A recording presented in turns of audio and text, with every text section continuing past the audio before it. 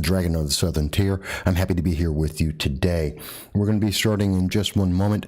Please bear with us as we get everything set for you. And we are starting.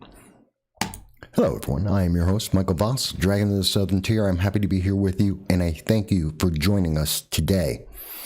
If you have not been on the program before, we are a long-form political commentary every Sunday at 2:30 p.m. We do a live stream with you, talking to you on Twitter, Facebook, YouTube, all of the social media that we are allowed to do with the internet overlords, talking to you about the issues that matter to you. Now, I want to thank everyone for joining us because I know the Super Bowl is going to be coming up in a little bit. That's going to be today at 6:30. It's going to be between the Kansas City Chiefs and the Tampa Bay Buccaneers. Should be quite interesting. And for those who are wondering, yes, I had a medical procedure, so if I sound a little bit off, I'm still not feeling 100%. So if I sound a little weird, that's the reason why. Please bear with me as we go forward. And I apologize for any difficulties you might hear in my voice because of that.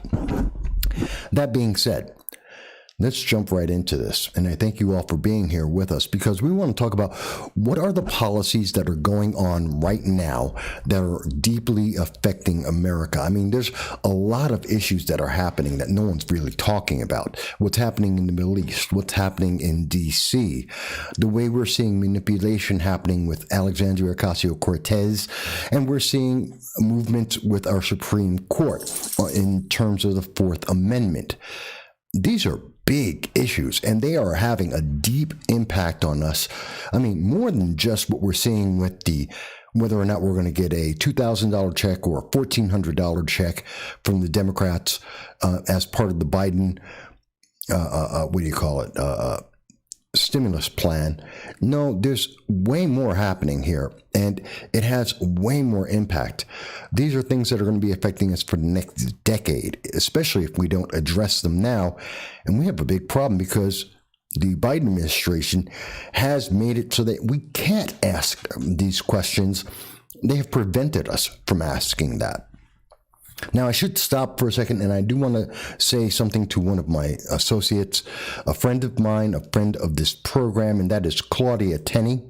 We want to, for many people who don't realize, there has been one seat in the House of Representatives that has not been filled since the election. For now it's about 97 days, we have been waiting for a winner to be decided in the New York 22nd race. It has finally been decided as of Friday that Claudia Tenney, a former congresswoman, is now to be the congresswoman again for the New York 22nd district. She's a friend of ours, and we congratulate her. Now, mind you, at the same time, there is a difference of 109 votes. At no point in this race has Claudia Tenney been losing.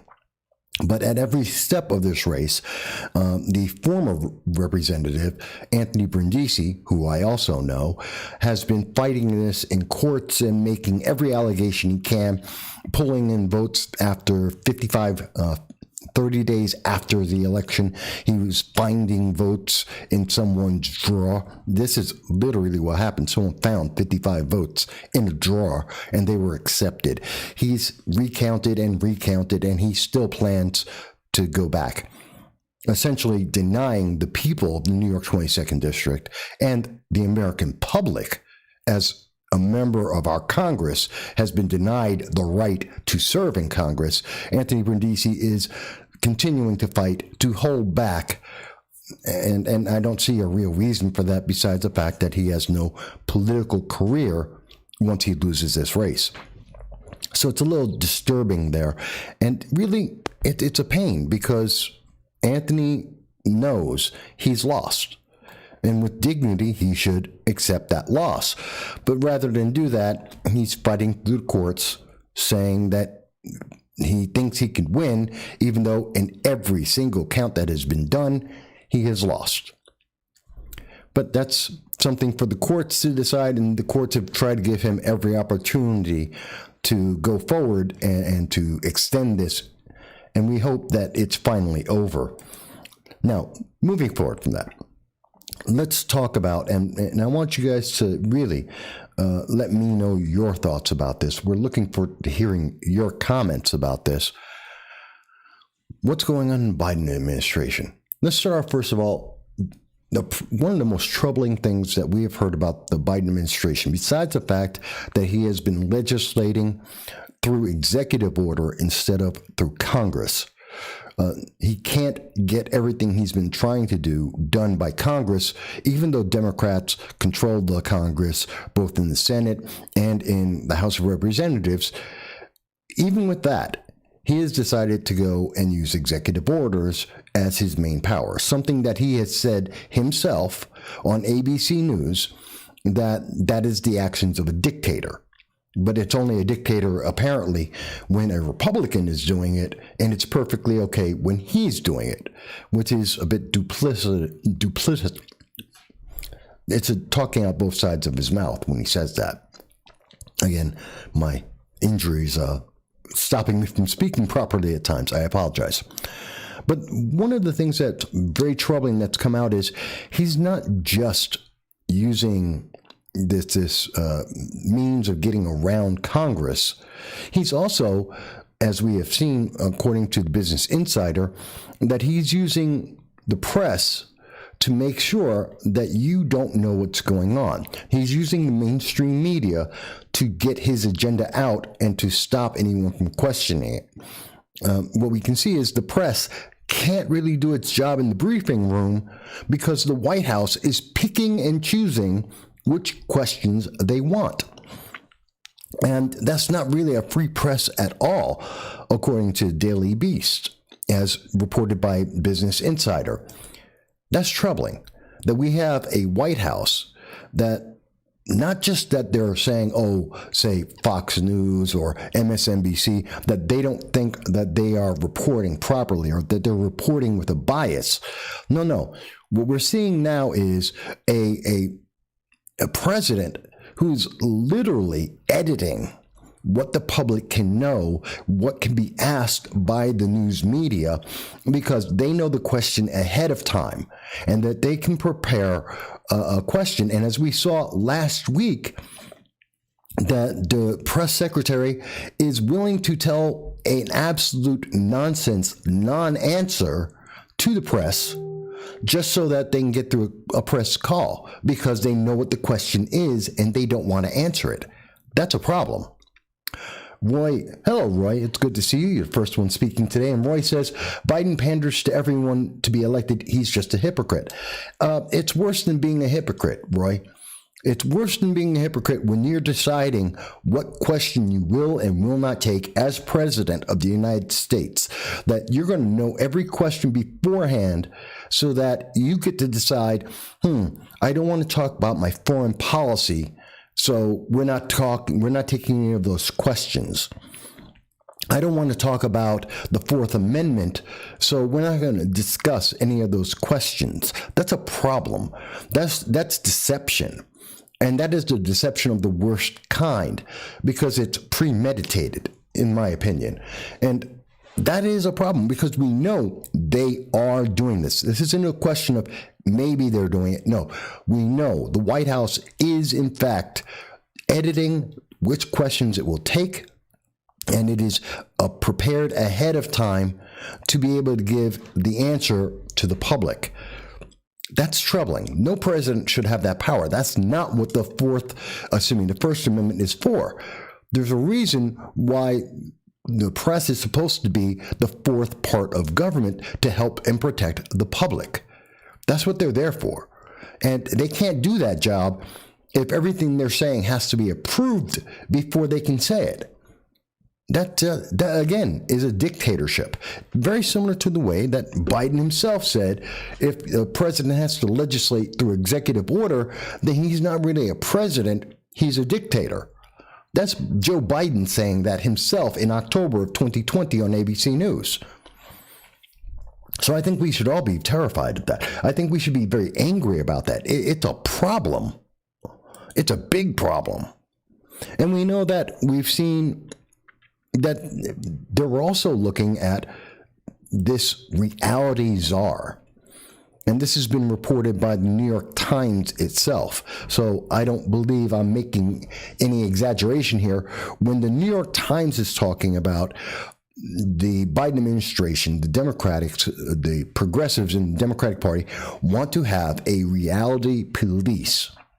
I mean, this is straight out of 1984, where they're looking to have someone from the government to approve and to correct the media and social media in particular for thoughts they don't like.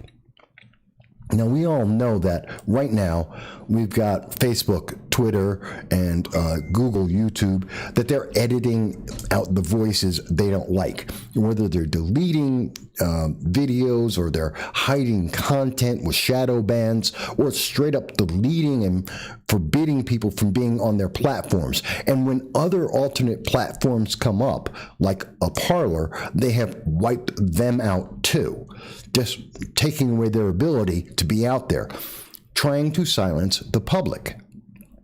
But this is coming from the New York Times. They're looking for an even better way to deal with this, that they want to have what they call a reality czar. Let me show you what I'm talking about. Here it is. Several experts believe that there should be a cross-agency task force to tackle disinformation and domestic extremism, which would be led by something like a reality czar. It sounds just dystopian, but let's tear them out. So they're advising that we need a dystopian 1984-esque body of government that decides what is real and what is not real. What can or cannot be said to the American people. What it is that we have to believe. Essentially deciding what is wrong think and what is right think. And remember, these are the same people that have come out and said that we have to re-educate the American people.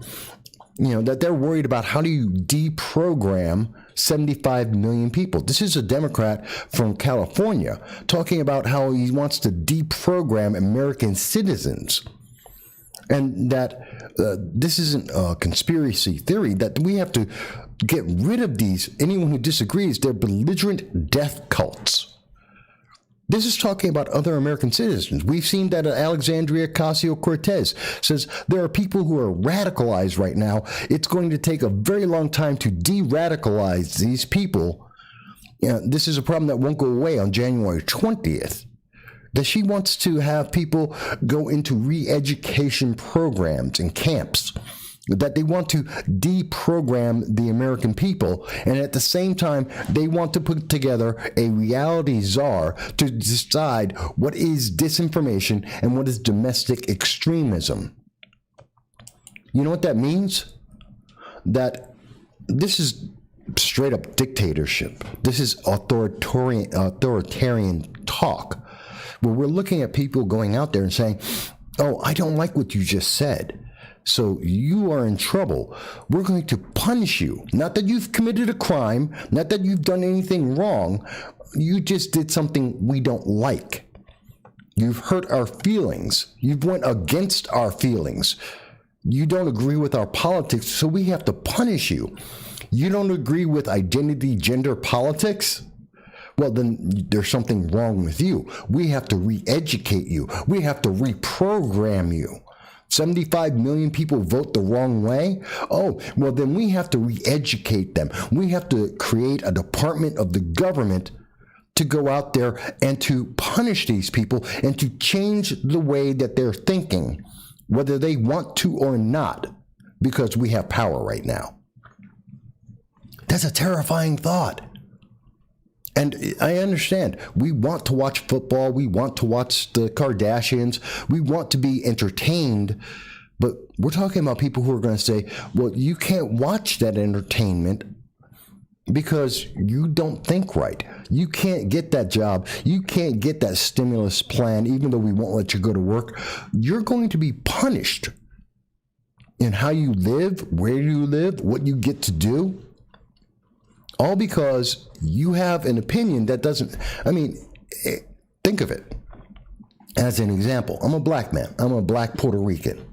And if I'm not in line with the idea that white people should apologize for being born white, if I say that white people aren't innately evil, then I'm a problem and I need to be re-educated for that, which means I would lose my ability to be on social media, because I'm willing to say that that's a racist idea, that we should treat all human beings as human beings and base our interactions with them based on how that person acts and deal with them one-on-one, and not just assume that everybody, because of the color of their skin, is good or bad, that they're smart or dumb. And because I have that opinion, they want to throw me into a re-education camp. Because I don't want to vote Democrat, they want to re-educate me as if that's some kind of problem that I have done something wrong. That should trouble people. And that's just the tip of the iceberg. It gets worse from there. You tell me if I'm wrong here. Do you think I'm supposed to run around thinking that, well, people based on the color of their skin, if you're light-skinned, if you're white, well, then you must be evil, and I must hold you to that, and you should be punished because you have white privilege, that they say.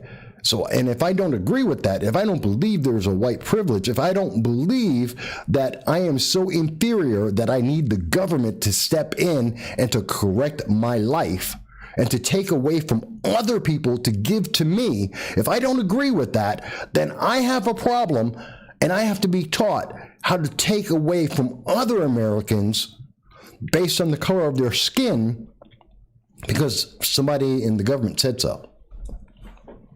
I think that's just wrong. I think that's absolutely inherently wrong on every level. First of all, it tells you that any person who isn't white, well, then there's something inferior with you. If you're a woman, if you're Hispanic, if you're Asian, it doesn't matter.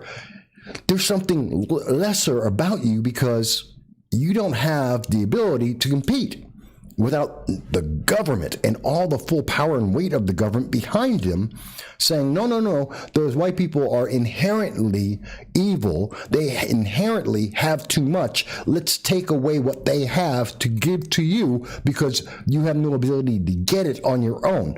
Women as well, because men do the same thing, apparently. According to this government, women are in the same place. Women can't do well in business. Women can't succeed on their own unless the government is there to make sure that they're going to be pushed ahead, that they can get on the boards because the government requires it, because women aren't capable of doing that. That's what they are saying. That is why they have these re-education programs. That's what identity and gender politics is about. You aren't good enough, but the government will make you good enough. As long as you agree with the government, and then as long as you agree with the government, they'll just give you stuff. But if you disagree with the government, well, now you're a problem, and you have to be fixed. Can everyone see how I think that's inherently dangerous? How that's inherently authoritarian? How that destroys every element of freedom, the pursuit of happiness, of liberty, how that is opposed to the American Constitution in every single level, and how easily it could be abused. Maybe that's just me. Maybe I see that, but when I see that we have a government right now that is going out there and they're not willing to let people ask them questions, and that they are willing to go out there and they're being told to put in place someone to decide what is disinformation, what is dangerous content to talk about. When we're seeing that people are saying that we need to put people in re-education camps because they don't like what they have to say and they don't agree with them, I think that's a problem. And by the way, as always, you'll see at the end of the show that there'll be description, there'll be links to every one of the sources I'm speaking about so that you can read this for yourself in your time and come up with your own decision about this. But we want you to be aware because it's really not getting attention right now. And this is a problem. This is a real big problem. I mean, when we're looking at this reality policing, when they're saying that they need to change the way that people are thinking, that's got to scare people. That they're going to make that decision. I don't know. Maybe it's me. Maybe it's just I think that it's terrifying. But when I look at that and I combine that with the fact, oops, 1 second. When I combine that with the fact that we know that we're seeing Washington, D.C. become militarized, there's a problem. And I mean, it's becoming massively militarized. If we look at D.C., we see that there is a proposal now to put in permanent fencing in Washington, D.C. That means that we're seeing the elites in Washington who have been there for a lifetime and have no contact with the average person. I mean, seriously, other than a photo op, when was the last time you saw Chuck Schumer around a regular person? He doesn't go out and deal with you and me. He doesn't go to our jobs. He shows up, takes pictures for about 5 seconds, and leaves without answering questions. And we see this regularly. Nancy Pelosi, she lives in a district filled with human feces. Do you think she's walking around? No, she doesn't care. She doesn't do anything about that. She has bigger things to worry about, and she's fenced in. Well, guess what? The same people who tell us that you can't have that's right, Roy, that walls don't work. We don't need to separate the United States from anyone else in the world, except when it comes to our nation's capital, where the American people cannot go and walk through our nation's capital, something that's been always possible in my lifetime for 52 years, and now suddenly I'm no longer allowed within my nation's capital? For what reason? Because quite honestly, what reason is there? We've seen that there have been fires and riots in Washington, D.C. throughout the entire summer of 2020. And Democrats weren't afraid. They didn't care. But suddenly, when people who aren't on their same political side, or mostly on their same political side, go down and do the same thing, actually far, far less, they didn't burn anything down, there were far less injuries and deaths, then all of a sudden, we have walls going up to keep the American people out, even though walls don't work. And we have over 5,000 troops that are probably going to be permanently stationed in Washington, D.C. with machine gun nests, as Nancy Pelosi has asked for, to make sure that you can't talk to your politicians that you elected that have an obligation to listen to you. When are they supposed to be in contact with you? Monster Hunter mentions, I love that stupid comparison between an immigration wall with any wall. Stupid. What do you mean? Monster Hunter, I'm not sure if I understand what you mean. I think it's actually an apt, when we're talking about what's the difference in a wall? A wall, no matter what wall we're speaking about, is meant to keep someone out and to keep others in. That's what a wall is for. Whether that wall is for immigration, to maintain the borders of a nation, of which 84 nations in the world, out of 190 countries in the world, 84 of them have walls. Monster Hunter continues with, quote, Democrats say walls don't work against immigration.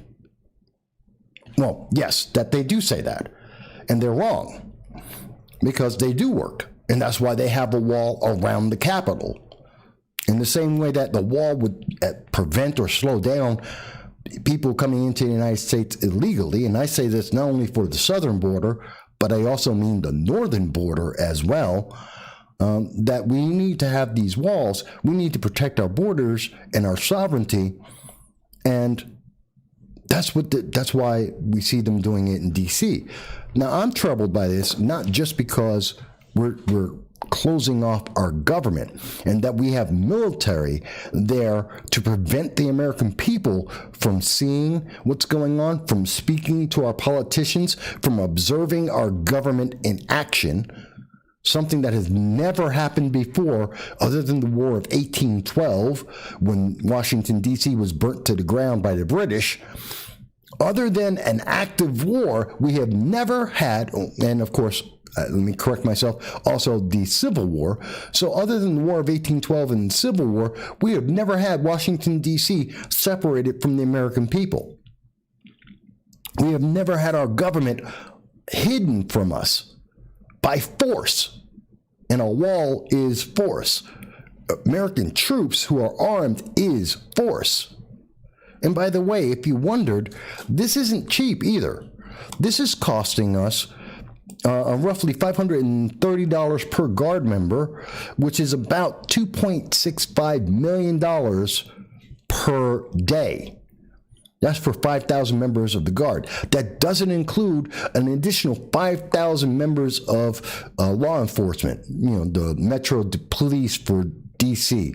and the Capitol Police, which amount to almost 6,000 more people, as well as another 22 law enforcement agencies that are in D.C. We are literally talking about over 10,000 troops and law enforcement there, and that's costing us every month $79.5 million. I did the math. $75.9 million. Do you know how much money that is?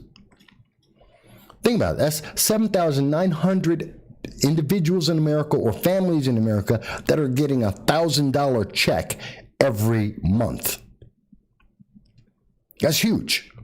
About 1/5 the nation. 1/5 the nation could get a check for $1,000 each month, and it would cost us the same thing as it costs to have 10,000 troops in law enforcement blocking us from being able to see our government in action for the first time in 247 years. That should terrify people. That should make you have a question about what's going on with the Biden administration, what's going on with Nancy Pelosi, with Chuck Schumer, with the Democratic Party and its progressive agenda. What's happening that they are so scared of the American people that they have to have the questions, they have to know what the questions are beforehand, and they have to create re-education camps, and they need to go out and have a reality czar correcting what people are talking about, and they have to have troops. Something is wrong. Michael Bowie mentions also vetting the military now to further divide us. Yes, I did see that, where they're going into our military and now they're determining who can be in the military. Do you have the right ideas to be in the military? That is a military junta. That is authoritarian. You can be in the military, but only if you agree with our ideas. You can be an American citizen only if you agree with our ideas. As long as you are doing what we say and you're following the program that we are providing for you, you're being a good soldier, you're being a good citizen by doing what you're told, well, then you have all the freedom you want, as long as we like what you're using that freedom for. That terrifies me, and that is the staple of the Biden administration at this moment. This is what he is doing. He's using executive orders because he can't pass these things in Congress. Because if he went to Congress, it would have to go to a vote. And the American people don't support everything that he's doing. I don't know anyone in America who wants to increase the cost of insulin or EpiPens. I don't know anyone who doesn't want to reduce that for other Americans to be able to have a savings to save their lives. I don't know anyone who wants to do that. And that's not about party. I don't care if you're a libertarian. You could be part of the Green Party, which are straight up communists. And I've talked to Howie Hawkins about that before. He's a straight up communist. He said so himself on this program. That's even so, they don't even want to raise the cost of insulin and the cost of EpiPens and kill American citizens because they can't afford that. But Joe Biden has done that because he wants to make sure that he has power and you don't get to have a choice about it. Monster Hunter mentions Proud Boys equal, quote, violent suppression of the left, end quote, name dropped by the last president, but the Dems are authoritarian. Yes, the left are authoritarian. What have I described, Monster Hunter, that isn't? By the way, the Proud Boys, for all of your question about violent suppression of the left, Please mention to me, when did the Proud Boys burn down a city like Minneapolis? When did they take over property like in Seattle? When did they create an autonomous zone? Monster Hunter, if you want to equate something that the United States government is doing to what a few American citizens are doing, then perhaps you may want to be a little more accurate about what you're talking about, because you're mixing things and you're trying to create an inaccurate thing. I'm not saying that they're great people. I don't know the Proud Boys, but I have looked at all of their history. I've been looking at what they've been doing. And while some of them are better and some are not, you can't tell me it's the same thing as having 5,000 troops in Washington, D.C. You can't tell me it's the same thing as having the autonomous zone in Seattle. You can't tell me it's the same thing as killing a 6-year-old in Atlanta because their parents drove through a barricaded area. You can't tell me it's the same thing, because they're not. And Monster Hunter goes on to say, they organized the strike on the White House. Really prove that. Because as far as I know, there are members of Antifa that have been arrested by the FBI for being in there and being in the White House and being part of those riots. There are members of the left who have been arrested by the FBI for being there. Are these members of the far left, members of Antifa, avowed members of Antifa that have appeared on CNN? Are you telling me that those individuals are also part of the Proud Boys? Is that what you're saying? Because that doesn't make any sense. And as far as I know, there hasn't been a single person who has been identified by the FBI as being there, as being a member of the Proud Boys. And if they had, I'm sure everybody in the news media would have mentioned it. But as far as I know, that is not the case and has not been reported by any news authority anywhere in the nation. So you seem to be working off of ideas and your feelings about this, but that's not accurate to the facts. I mean, I'm not telling you to believe or not believe anything. I'm not telling you to have the feelings that I have, but I am telling you that the information you're talking about is not accurate. You're basing your conclusion on false information because that information doesn't exist. That's what this program's about. I'm not telling you what to believe, but I am telling you, here's information and here's what I get the conclusion out of it, and that's what we're here to talk about. But make sure you actually have accurate information. Now, I've called out people on the right just as much as the left for doing the same thing. So I don't want you to feel like you're being isolated here, Monster Hunter, but you have said things that don't make sense, that don't have validation behind them. And Roy mentions, I believe that most Americans are against this, but what actions can we take to actually fight this?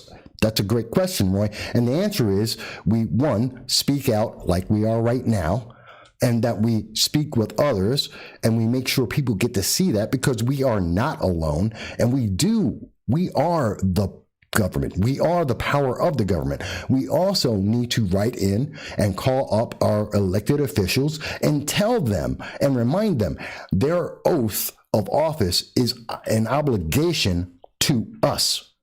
And if we can show that we have numbers behind this, it's not one of us calling, but if we have hundreds of us contacted them, thousands of us getting in touch with them, that they have to respond. They have to address the issues we are bringing up. That is their job.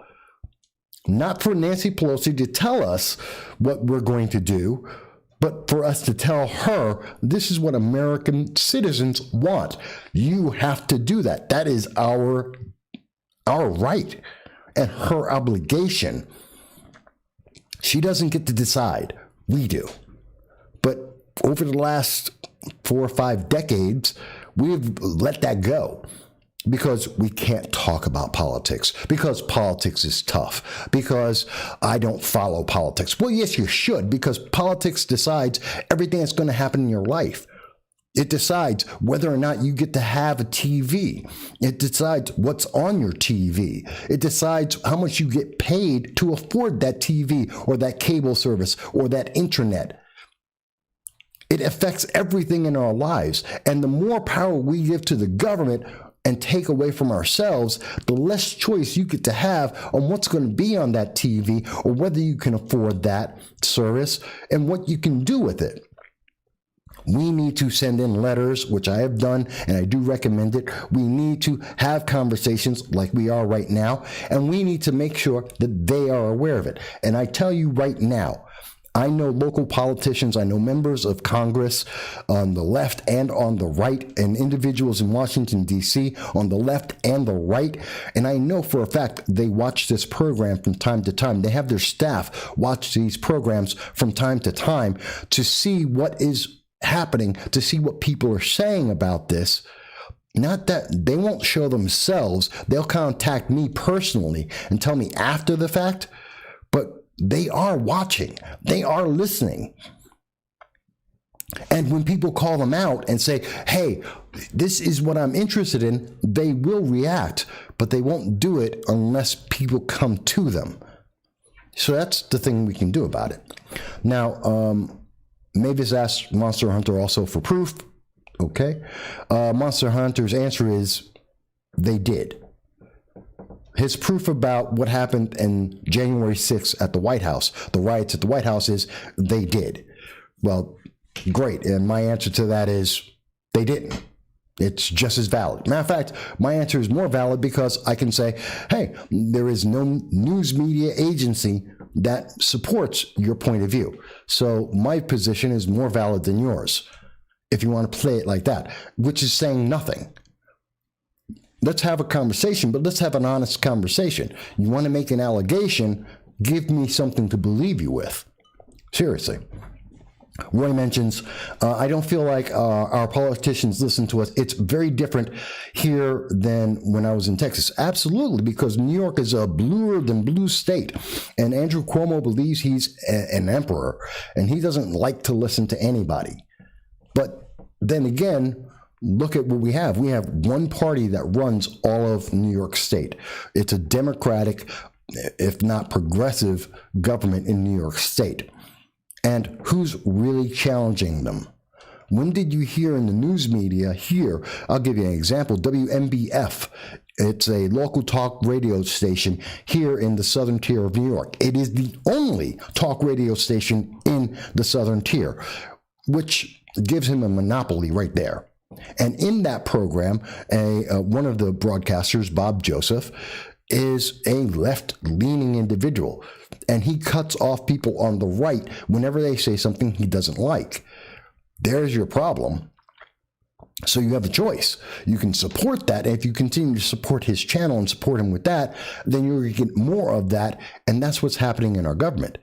We can't allow that. We have to turn around and go, no, we don't agree with that. That we want to see more of a balance, that there are other valid ideas out there, and that many people on the right and the middle have that. Because this isn't just left versus right. This is the middle of America, the independents who make up 40% of America. They have a voice in this too, and it's important. They're the voices that actually are the ones that are missing. They need to speak up. Because we hear from the far left, we hear from Antifa and from BLM, Indivisible New York, Citizen Action, Progressive Leaders of Tomorrow, otherwise known as PLOT. We hear from them all the time. They're constantly protesting or running around causing problems. We hear them shouting every day. We hear people on the right whenever they get pissed off because of red flag laws or because of HR 127, as we talked about on this program. When we see someone infringing their rights of Americans, we hear that all the time. But what about the people in the middle who have to live with this? And I don't think most people in the middle of America want to give up their Fourth Amendment rights, their rights to privacy. I don't think most Americans in the middle want to go into re-education camps. I don't believe that's the case. I don't think most people in America in the middle say, oh, so that I can ask you a question, I have to give you the question first, let you approve the question, and then I can hear an answer? I don't think most people in America would agree with that. Maybe I'm wrong, but even if you're in the middle, you don't believe in being part of the right or the left, I think you would agree with me on this, that this is a problem.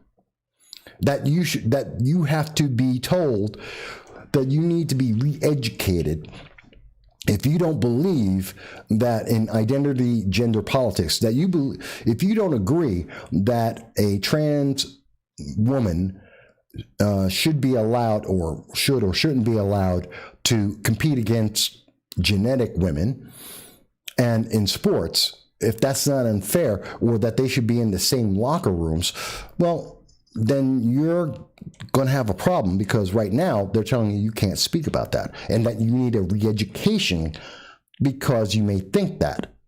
That's troubling. I don't care if you're in the left, right, or in the middle. Most people are going to say you've gone too far when you start saying that.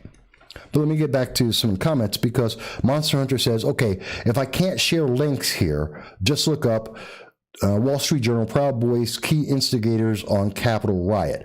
I know anything non-Fox. I didn't say anything about Fox News. Don't put words in my mouth, please. It is fake news, but it's a compilation of all the found footage from the Capitol. I'm sorry, did the FBI arrest anyone from the Proud Boys saying that they were key in this? Instigators? We don't know who are the instigators. Well, yeah, links don't load very often, but that's besides the point. You're saying the Wall Street Journal is going to say in that article that the FBI has determined that the Proud Boys were the instigators, and that's why the members of Antifa that have been arrested by the FBI at the DC riot, that's why they were there, because of the Proud Boys. That's the logic that you're providing to us. Hello, Dow. It's good to see you there. I'm always happy to hear you here. And I'll look into that. You know what, Monster Hunter? I'm going to look into it. Not this second, but I'll get into it because I think that's important. And, you know, you've given me something to look at now, so I will look that up. Let's go on. Because, again, this isn't about trying to beat up on you. I'm not trying to. But I'm trying to use logic here. And the logic doesn't make sense from what you're speaking about on many levels. But because we're talking about freedom, we're talking about choices, and it has nothing to do with what it has nothing to do with what we're talking about today, because it has nothing to do with the Biden administration. It has nothing to do with re-education camps. It has nothing to do with the people that we've already shown you, the White House deciding who gets to ask a question or not. Again, these are facts that are happening right now. So no matter who was involved with what happened on January 6th, that has nothing to do with the fact that the press can't ask the White House a question unless the White House knows the question ahead of time. It has nothing to do with the fact that the press and other individuals in academia are asking for the government to put together a reality czar to decide what is or is not disinformation on social media, and therefore deciding whether or not you can speak about something, and whether or not, when you speak about something, whether that's approved or not, and silencing people on their First Amendment rights. It has nothing to do. What happened in D.C. has nothing to do with when people are saying that they need to deprogram 75 million Americans because they didn't like the way they voted. That has nothing to do with January 6th. Nothing. When Alexandria Ocasio-Cortez says that we have to de-radicalize people, and she's not talking about Antifa, that for the entire summer of 2020 ran around the entire country causing billions of dollars of damage. That is a fact. Billions of dollars of damage. In Minneapolis alone, it cost $2 billion. That when they go around and they took over, literally committed treason by taking over a part of Seattle, which is the United States, and held hostage American citizens in that community that didn't want to be part of it, because not everyone did. And they instituted their own laws and rejected the laws and rules of the United States. When you're talking about trying to de-radicalize not those people, but people, mom and pops, who are trying to go to work every day and can't because COVID has shut their business down forever, then I have a problem. I have a problem with that. And that has nothing to do with what happened on January 6th. That's stuff that's been happening before and after January 6th. And it has nothing to do with whether or not a handful of people got into the Capitol building. And yes, Monster Hunter, that is authoritarian. Tell me what I just described that isn't authoritarian. Forcing the news media to pre-approve, to get pre-approval to ask a question, that's authoritarian. Having thousands of troops in the nation's capital with a wall separating the American people from their government, that's authoritarian. Saying that you're going to go out and you're going to put a social contract out there to make sure that people are saying the right things that you want to hear on social media, and trying to say that people need to be re-educated if they don't agree with you. Yes, that is authoritarian, and every single one of those things are coming from the left. Those aren't right-leaning examples of authoritarianism. Please tell me what Republicans saying that we need to re-educate the left. I have yet to hear that. Please show me the quote where someone on the right has said that they want to go out and re-educate by force the left. Please show me the people on the right who have gone out and taken over territory in the United States and said, hey, we're going to make our own government because you don't believe in the fact that white people are born guilty. Please show me that, because it doesn't exist. I mean, I understand you may agree with some of these elements, and that's fine. But understand, that's your personal opinion. That doesn't change the fact of what it is. You may like that they're being authoritarian. You may agree with the issues they're being authoritarian on, and I'm not telling you not to, but I am telling you, get rid of this illusion that it's not authoritarian, because it is. It is a dictatorship. It is dictatorial action. Get rid of that illusion. If you want to believe it, that's your choice. I'm not telling you not to do that, but I am also telling you, don't think that it's, fairy dust. It's not. It's not a rainbow. There is no unicorn. That's authoritarian. But that's not the only problem that we wanted to talk about today. Daily Beast, okay, and they're talking about more proof of BLM Antifa. Yeah. So people are trading various links on some of the things we're talking about besides the ones we provided here. And Field mentioned what's happening is sinister, and I believe following a socialist agenda to suppress people and free speech. I agree with you, Ann. I do believe that. That's why we're speaking out on it. And that's why we need to tell this to our elected officials on the left and the right, to make them aware, to tell the left they've gone too far, to tell the right to step up and stop being afraid.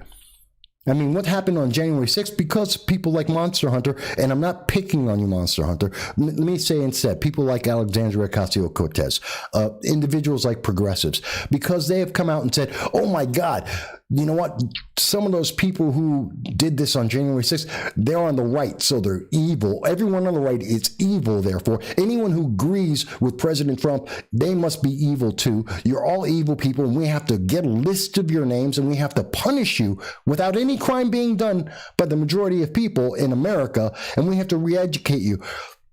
That's a problem. That is sinister. And in the meantime, we're not seeing anything else happen.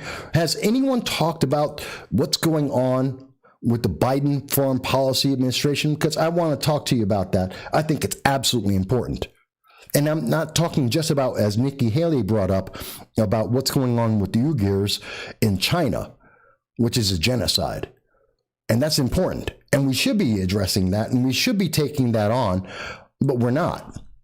In fact, the problem is that we're seeing that the Biden foreign policy is absent. It doesn't address anything. Here we go. We see that In a comment from Nuri Turkel, a commissioner at the U.S. Commission on International Rights, Religious Freedom, they mentioned that it's imperative for the administration, the Biden administration, to take a hard look at America's domestic policies. This is about talking about China and how they are committing genocide. And because the Chinese are committing genocide, we have the Biden administration saying that it's America's domestic policies that are a problem. He says, quote, "It's very difficult advocating for the rights of the Uyghurs," I'm sorry if I'm mispronouncing that, "when we have detention facilities run by ICE on our southern border. And it was almost impossible to explain that China is engaging in serious religious persecution when the rhetoric coming out of Washington didn't echo American values." Let's think about that sentence for a second here, that paragraph. He is comparing the genocide of a people in China. China literally taking boxcars full of people, putting them in boxcars, shipping them out to the very same kind of detention camps that we saw that the members in, what's his name, David Atkins in California and Alexandria Ocasio-Cortez in New York, the very same kind of camps that they're talking about to re-educate people. They're throwing the Uyghurs in.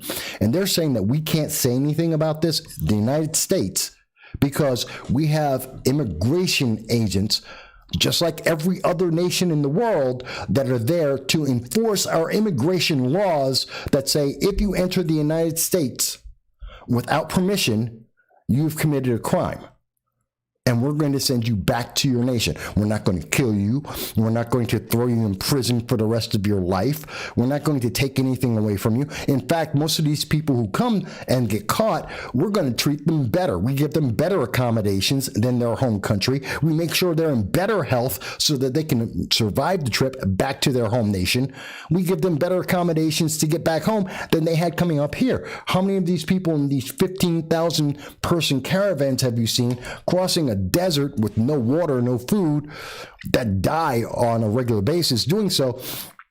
Sex slaves and sex trade, human trafficking all the way through. We send them back. We treat them better than they've been treated in their home country or in the process to get to America. And we're the bad guys because we have a law that says you can't, like every other nation in the world, we have a law that says you can't enter our country without our permission. And if you do, we're going to send you back home. But we're the bad guys. And we can't tell China, don't commit genocide, because we have an agency that actually goes around and says, hey, let me enforce our laws. Does that make sense to anybody? But this is the Biden administration. And this is important because they're trying to deal with China, the Communist Party that is out right now looking to force their hand on this new president. And it terrifies me because the Biden administration also has a problem with not just with the Uyghurs, but also in Myanmar, where there is the Myanmar Republic, where there is a coup that's going on. And what's the Biden administration doing? Because this is China again.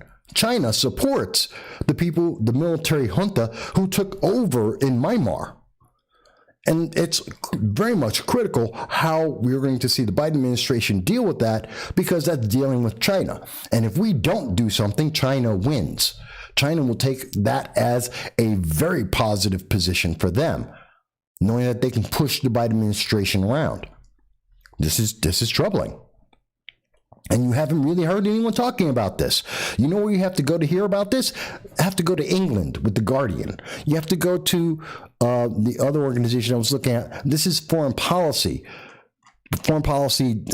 thenation.com. You're not seeing this in the mainstream American media. They don't want to talk about this because they don't want you to know. They don't want you to think, hey, why is Biden failing to do anything in Myanmar? Why are we not helping in this situation? Why are we allowing China to decide how this is going to be going forward? That quote, the U.S. could recognize Beijing's commercial interests. This is the way to make this deal work.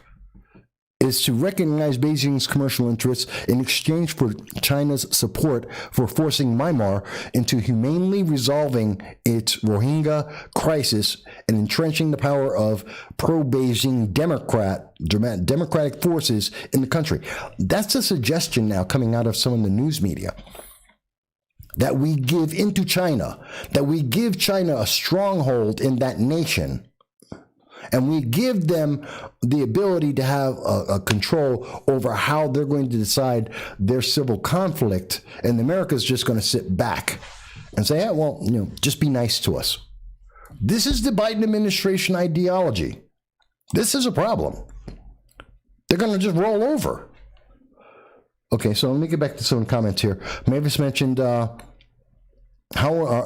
she mentions, and going back to the question about the right wing of America being authoritarian, she's asking for examples of that. Not that everyone has been perfect, not that everyone is an angel. Of course, we all are not, left, right, or center. But how is the Republican and the conservative ideology authoritarian? Where's the examples of that? Dow mentions if the government is going to hold President Trump responsible for the 6, which I disagree with, that's just stupid, then they have to hold the 3 founders of BLM responsible for last year's riots in Chaz. And I would also say you would also have to have Nancy Pelosi. What about Maxine Waters? What about Alexandria Ocasio-Cortez, who spent years talking about the resistance? We have to resist President Trump. We have to resist the duly elected government. She was talking about resistance. So don't they all have to be arrested as well? Don't they also have to go on trial? Every single one of them? I mean, if that's the criteria that we're judging them by, then don't they also have to have that? Not to go on a tangent, but I looked at HR 1. I've looked at it a little bit, and I have problems with it, but that's something I'm probably going to do as a separate video all its own, because there's a lot there. Mavis mentions the left want people to enter our country, but none of them are willing to take care of them personally. They expect someone else to do it. Yes, and that's one of the problems that we have. Roy mentions it's sad. I heard about Myanmar playing an online game before it was on the news. Yeah. And that's the problem. We're not hearing this. Why? Because the Biden administration is saying, well, we need to know what the question is before we're going to answer it. Because they're not talking. You haven't heard Joe Biden talk about his international policy yet. He didn't do it throughout the 2020 campaign. He sat in his basement and didn't tell anyone what his international policy is. And at the moment, it appears to be Obama 2.0.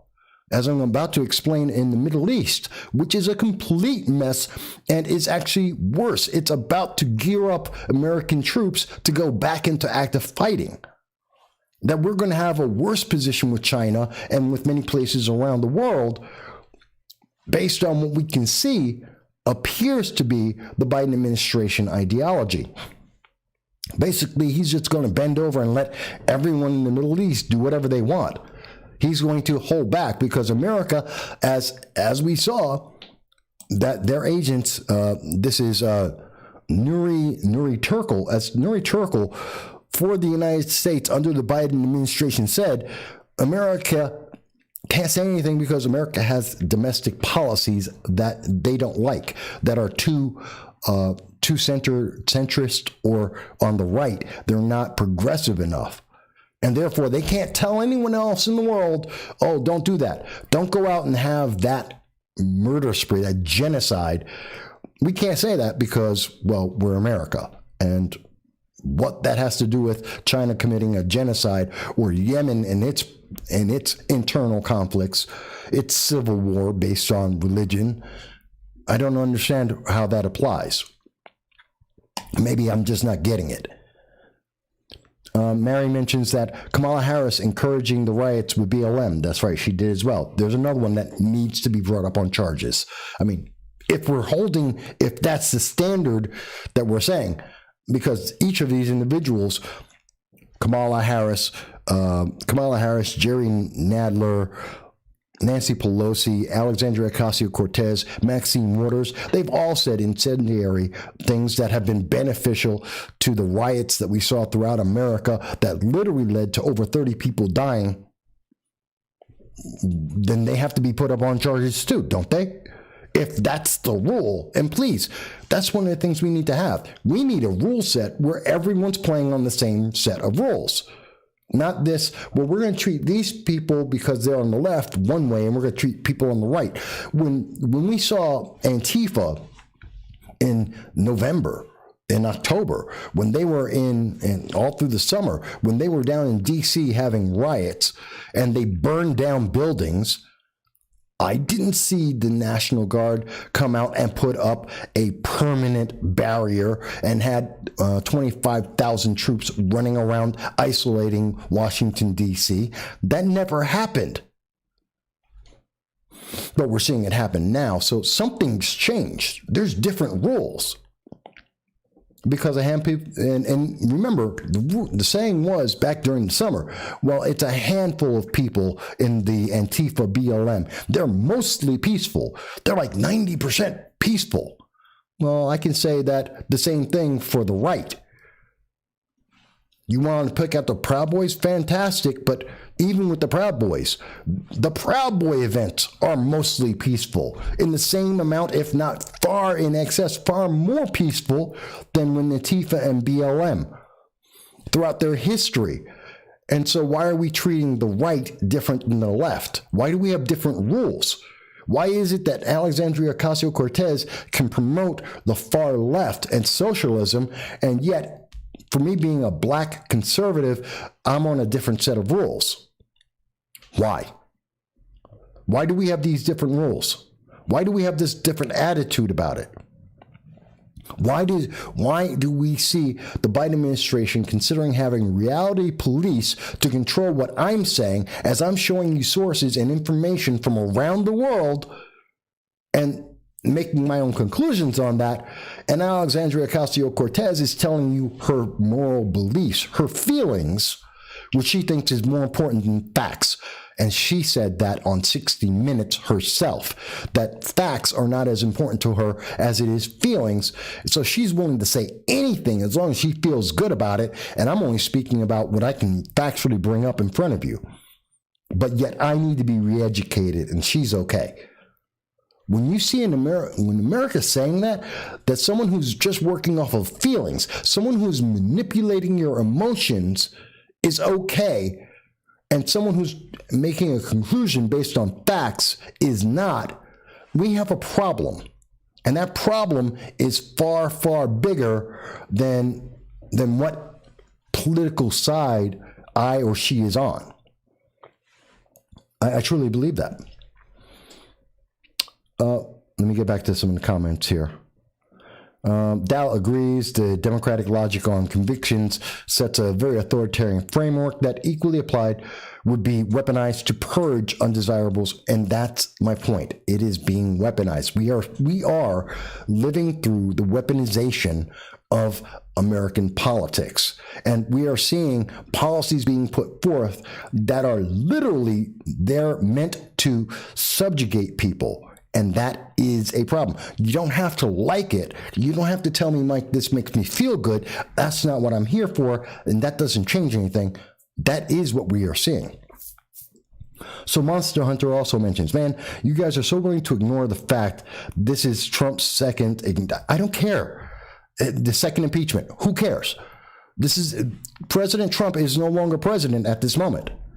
And even if he gets impeached, what's that got to do with anything? How does that change what I'm talking about? Monster Hunter, I mean, literally, and I'm not picking on you, but you're bringing this up, so let me ask you a question. Whether or not President Trump may or may not get retroactively impeached for something that is questionable, how does that change the fact that right now Biden is willing to ignore a genocide in China, that he has sent in 30% more troops into Syria, and that he is willing to give Iran billions of dollars to promote global terror so that he can have the nuclear deal, which does not protect the world from a nuclear Iran?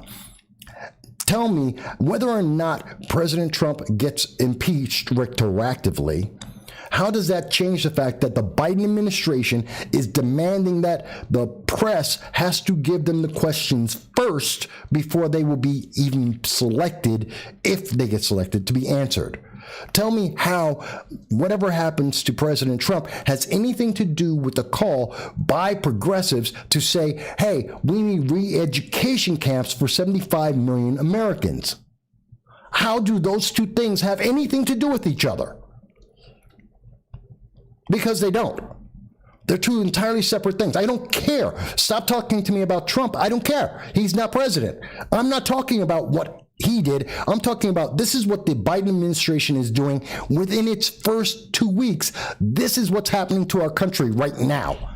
And it is a significant change in 2 weeks on every level of policy and the way it impacts American citizens. That is the difference. So, some of the comments here. Ann Field says, maybe I'm being pessimistic, but what has happened since we lost the election feels like we're stepping off a cliff. It feels like the rise of something that could rob millions of their rights and possibly their lives for years to come. That this shouldn't happen in America is mind-boggling. I love history and have read a lot about the rise of socialism and fascism in Russia, Germany, and China. I fear we are on the brink of potential irreversible change. I agree with you on that. Mavis mentions, I don't think Monster Hunter knows what the word authoritarian means. Lee, hey, Lee, oh my God, Lee. Lee is a good friend of mine. Lee, we already know that AOC will get away scot-free. It's been proven by Blumenthal, Hillary, Kerry, and even Biden with their stolen valor claims. I agree with you, Lee. You know that. Separation of church and state is religious freedom to practice the religion you wish to practice. Monster Hunter, you said you. What does that mean, you? I don't understand. So outlawing gay marriage because Christian values equals practice as you wish. You know what's the easiest way? You know what? The gay marriage thing, it's a dumb question. Let's make it real simple. Marriage is a religious ceremony. You go to your religious institution and you ask them for a marriage. If you want to have a coupling with another person under the law because of the legal contract that it provides, so that you have the legal benefits of buying property and taxation and all that, that's what you go to the government for. So you can have a legal, not legal separation, what is it? You have a legal contract for having a significant other. And if you want to have a marriage, go to a religious organization, because they're two separate things. They're not the same thing. And there should be no government and there should be no religion in government. So if you want to have church, if you want to go to a church and say, I want to have a gay marriage, you go take it up with the church. That has nothing to do with the government. Let's stop this argument right then and there. You want to have rights under the law? I have absolutely no problem with that. Let's make that law. Matter of fact, that law does exist. Let's deal with that. And if you want to talk about marriage, go talk to a religious institution. Let's make it that simple, folks, because it is that simple. Lee says, or in Kerry's case, his claims of war crimes, well, Kerry has no idea what he's talking about. And that's the problem with him being charged of anything, especially the fact with his dealing on the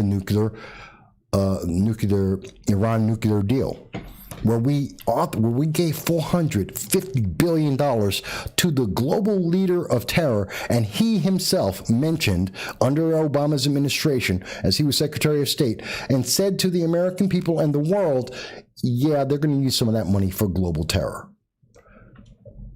And this is the same group of people that right now, matter of fact, I was going to get into it in a little bit, but let me get to it now. Because I want you to understand that Iran has made an ultimatum to the Biden administration, which many people may not be aware of, because it's something that I found. It's in Reuters. It's not in the New York Times reporting this. This isn't something that we're seeing the mainstream media report. You have to go to Reuters to understand that back on, it was, I believe this was today. Yes, it was January 8th, as a matter of fact, a month ago.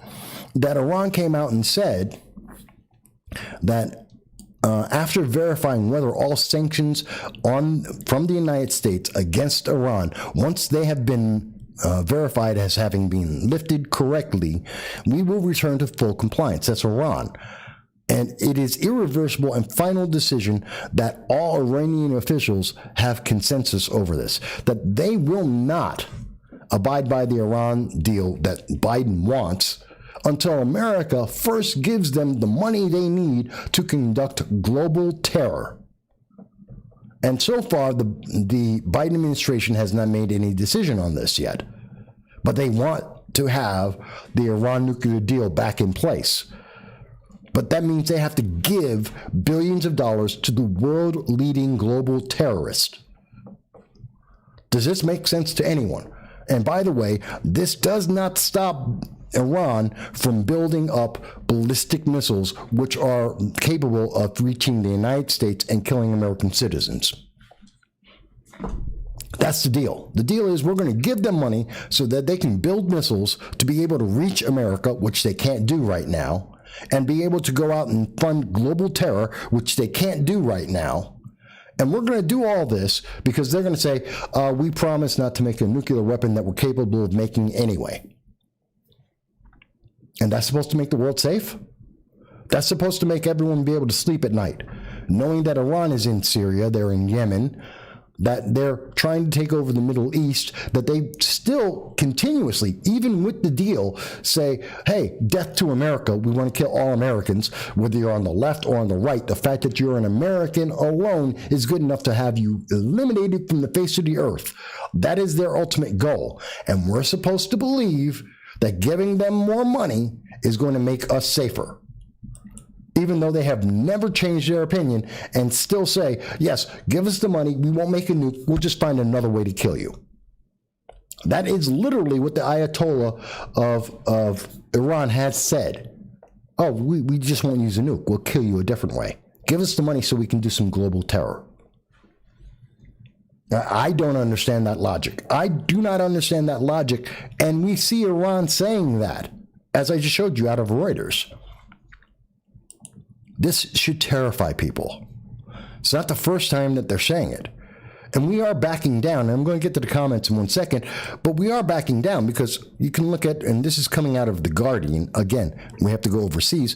But on Saturday, yesterday, the Biden administration canceled the listing of a terrorist organization, the Houthi, and I'm sure I'm mispronouncing that, but the Houthi in Yemen have been identified as a terrorist organization. They are an Iran-backed terrorist organization.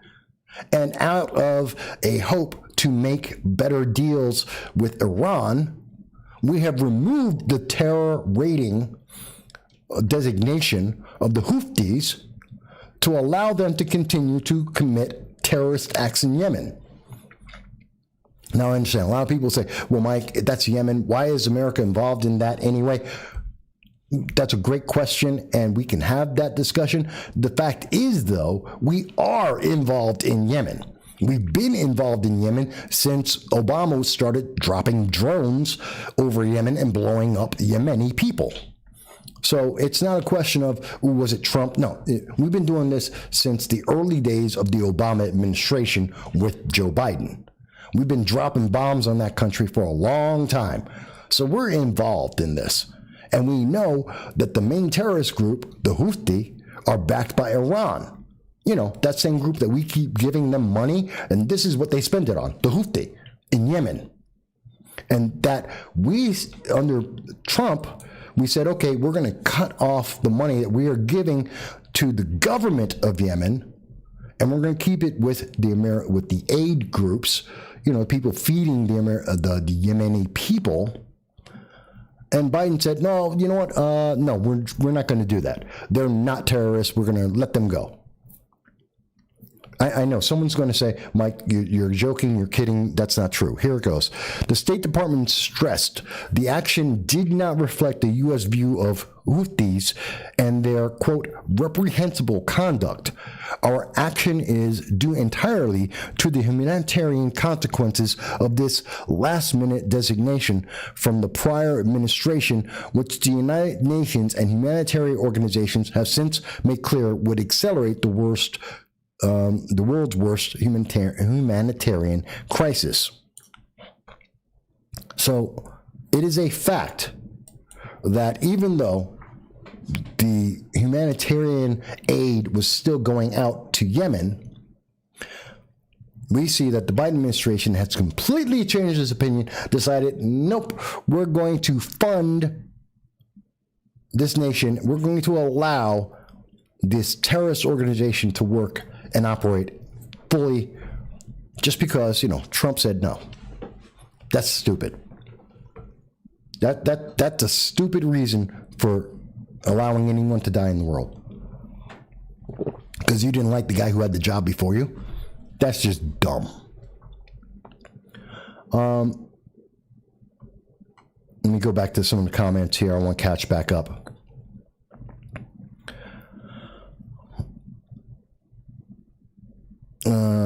Monster Hunter wants to say that there's footage of Proud Boys fighting journalists. There's also footage of Antifa fighting journalists and BLM fighting journalists. It means nothing.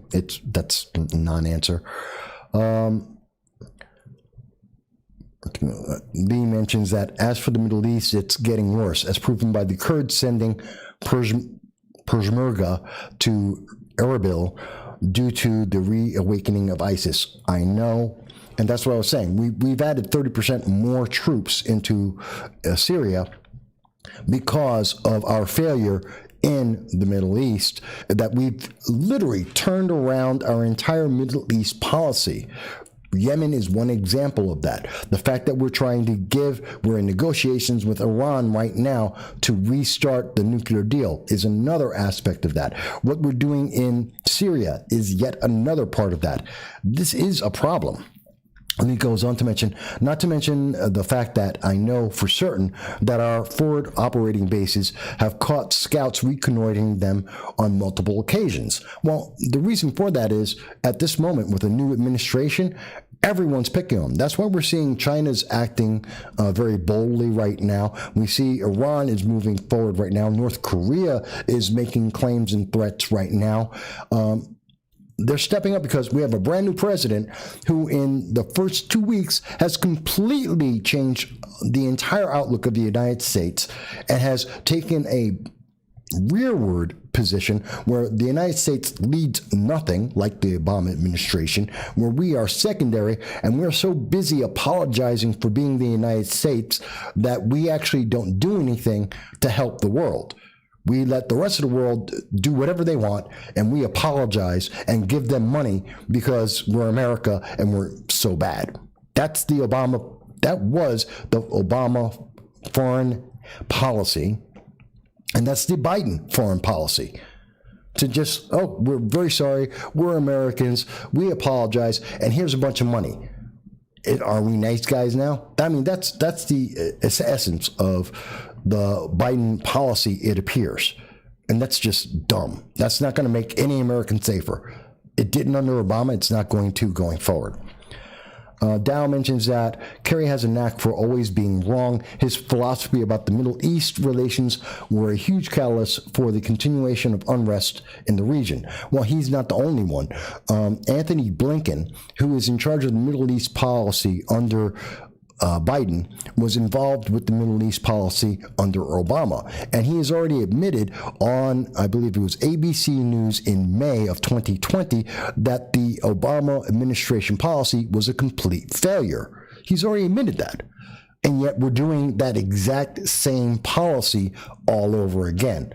Why we're doing round 2 of a failed policy, I have no idea. Monster Hunter is still stuck on Antifa, even though we're talking about international. Lee mentions that that seems to have been the Obama playbook as proven by what they did and allowed to happen to the Yazdi. You're absolutely correct. And the Yazdi is another aspect, very much like what happened with the Kurds, like what's happening to the Yemen people right now, where we completely failed that. Tony Z mentions hi, and it's good to see you, Tony. Thank you for joining us. And Poppy says, I'm glad I caught at least part of the show. Hey, Poppy, it's good to see you as well. I always love to see our regulars, as well as seeing all the new people, including Monster Hunter, by the way. I do thank you for being here. By the way, I did want to mention, I wanted to thank Mary and Roy. The reason why I don't have to change batteries with the new camera is because of they donated some money to the channel, and we're very appreciative of that, and that's why we don't see us having the camera drop off and we have to restart it. So I didn't get a chance to thank them before. I did want to make a point of doing that now. And folks, please remember, not only can you type in your comments on Facebook, on YouTube, on Twitter, as long as those internet overlords allow, you can also call into the show at 607-242-1582. We're always happy to hear your comments. Again, please don't mind if I'm in a little bit of pain, medical procedure, so if I sound a little bit off, that's the reason why. But, so we have problems with our Middle East policy right now is completely destroyed. We are fractured. We went from a nation that was able for the first time in history to create 4 separate peace deals. 4. Under one president, in 4 years, we created 4 peace deals in the Middle East that net increased the peace in the Middle East and the world. And within 2 weeks, we have now started the stage to increase the amount of active fighting in the Middle East with more intervention from the United States, with more troops in Syria, which also means that we're going to have more troops in Iraq. We're going to have more hostility from Iran, which is going to be funded by the American government, and removing sanctions and indirect payments to the Iranian government for a nuclear deal that does not stop Iran from building missiles that are able to hit America. And we have Yemen going up in flames again. This is not a good plan, folks. No wonder we hear Biden not talking about the Middle East policy that he has, why it's not being covered by all of the major news media, and why the Biden administration has decided that it's going to pick and choose which questions are going to be asked only after the news media have given them the questions ahead of time. No wonder we haven't heard about it. Everybody who's asked about foreign policy has been ignored by the Biden administration so that they can't ask the question, so that we don't know what the answer is. It's keeping the American people in the dark. And the fact is that if no one had stepped up and said this, if I wasn't saying this right now, I don't know how many people who will watch this video across the world would have no idea that America has a Middle East policy, that we are actively doing the things that we are doing right now. Most people have no idea about that. It's terrifying. Tony mentions, did you by chance cover the 22nd race? Yes, I did, with Anthony Brindisi and Claudia Tenney. And I did thank and congratulate Claudia, who's a good friend of mine, who have I known, God, I think I've known Claudia now for about 9 years. And I did thank her and congratulate her on her win. And I've told Anthony, and I sent out a message to Anthony, who I've known about 7 or 8 years now, that he needs to just give it up, just let it go, and have whatever dignity he has left and go on with his life. But I doubt that he'll do that. Mavis says, just because Antifa claim they are anti-authoritarian doesn't mean they are. Their actions speak louder than their hollow words. You can have any title you want. You know, if you look at the Constitution of Russia, it's absolutely one of the best written constitutions in the world. By its writing, the document is absolutely beautiful. You would think it's the freest place in the universe. Then go live there under the communists. I dare you. You read the Communist Manifesto, if you look at the CCP, China's Communist Party, and you read their documents, it looks fantastic. If you read the governing documents of Cuba or Venezuela, it sounds fantastic. But guess what? You go to Venezuela right now, people are starving and they're being killed by their own government. But, you know, but the paper says they look wonderful. So Antifa, just the same thing. Oh, we're not fascists. We're just using fascist techniques. Well, that makes you a fascist, quite honestly. And yes, Tony's right. They are a Marxist communist organization, and so are all the other socialist organizations around the world. Izzy mentions, Mike, good to see you at the Proud Boy. Really? I was at the Proud Boy jaunt last week or last night. I really was. Please show me a picture. If I was there, I would admit it perfectly. I have no problem admitting where I go. I talk to all kinds of people all the time. I've gone out and I've been at events with Antifa. I've covered them. I've talked to their members. But if you want to make the accusation that I've been somewhere, then you show me a picture. You tell me anyone I talked to. Please show me that I stepped out of my house yesterday because I had surgery this week. So I can tell you I haven't been anywhere. So, you want to make an accusation, please make it credible, because I will call you out on that. Daryl mentions, with Myanmar, Biden has to deal with China because an economic sanctions against Myanmar would fail without the Chinese support, which is correct. But that's what we were talking about earlier, that he's failed with his entire action with China.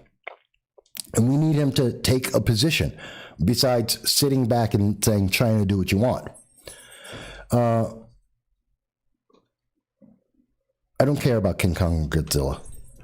And Izzy says, I'm a shoo-in to take Enrique's place. I would hope so. I think Enrique's been a very impressive man. Thank you for that, Izzy. I don't take insult. Are you trying to insult me? See, I love it, folks. I love it when the trolls get in and they try and attack and they make it personal because they have no argument against the facts that I'm showing and the arguments I'm making. I mean, see, I respect Monster Hunter because Monster Hunter is at least giving us a position. They're giving us the facts that they have on hand, and they're saying this is what he believes. Fantastic. I'm not saying that you don't have to believe that, and Monster Hunter is more than happy to do so. But Izzy, if you're just going to attack me personally, really, I could care less. I don't know who you are, and I could care less. Even if I did, I don't care what you think. You're meaningless to me. So if you're going to have something to talk about here, talk about the issues. Mavis says, are there even any Proud Boys in the area? There are. Well, no, not Proud Boys, but right and far right organizations. Yes, there are. And I've talked to some of them.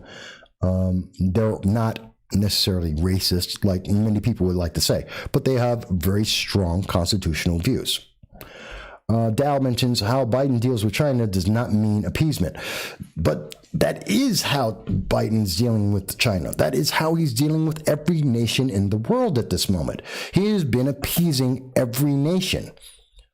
I can't name a nation where he's not saying America is a horrible place because we have immigration laws, because back in our early history, we were a colonial nation like every other nation in the world.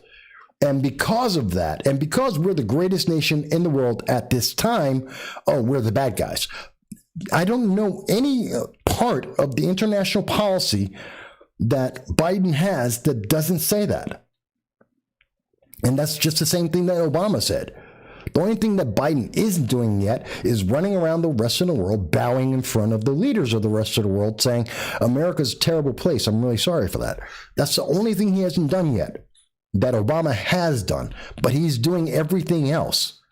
And that's a problem. That hurts us economically. That hurts us as a matter of national safety. And it promotes the radical organizations like ISIS and Al-Qaeda and the Houthis in Yemen and Hezbollah out in the Middle East that actually inflames these guys because they know they can get away with anything because Biden is willing to let them do whatever they want.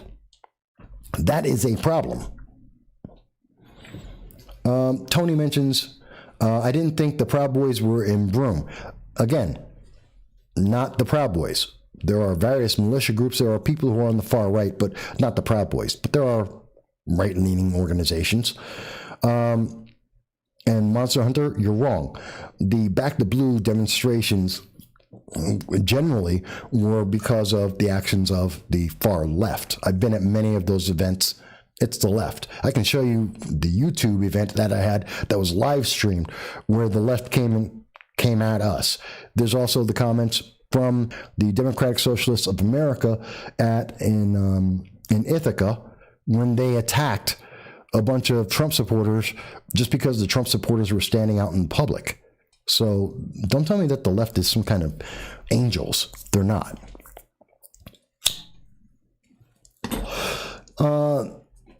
What's this? Izzy. Yeah, next PB's ball crawl at the American Legion here on Main Street. Mike knows where. I know where the American Legion is. I don't know what you're talking about, Izzy, but I support all the American Legions in the entire country, including the ones in my region, which happen to be on Main Street of Binghamton, New York at 80 Main Street. I do support the American Legion. I support the VFW as well. I don't know what the point is there. Poppy mentions Biden is back on Obama's apology tour. Yes, he is.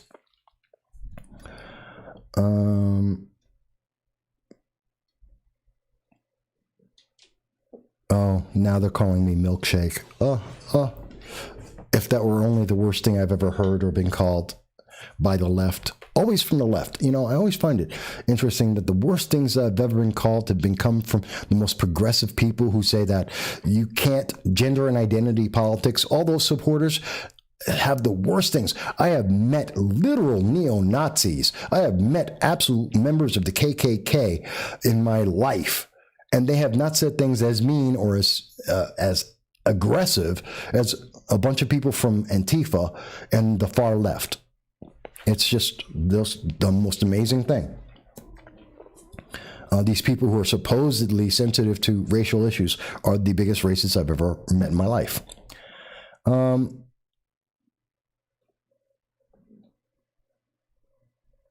Michael Bowie says, Biden's domestic and foreign policies align with the Great Reset. Quote, build back better, which is, MAGA. His domestic, and by the way, his domestic policies are horrible. Matter of fact, I don't have to tell you that. Here's Bernie Sanders. Bernie Sanders on February 6th, yesterday. Unbelievable. There are some Democrats who want to lower the income eligibility for direct payments from $75,000 to $50,000 for individuals and $150,000 to $100,000 for couples. In other words, working class people who got checks from Trump won't get them from Biden. Brilliant. Yeah, the Biden administration, his domestic policy is just as bad as his international policy. In fact, they're talking about giving out money, $3,000, $3,600 to families, because he wants the child benefit as a defining part of his administration and make a lasting imprint on America's welfare policy. You know what the welfare policy is? Let's take a look at this, folks, because here it is. This is the Obama, this is from January 1st. This is the St. Louis Federal Reserve. This is their charts from the government. January 1st, from when Obama took place, this is welfare and services for the Obama administration. See that? We have more people on welfare and social services under Obama throughout the entire time of Obama's years in office. Actually, it goes to 2017. January 2017 is when Trump took over.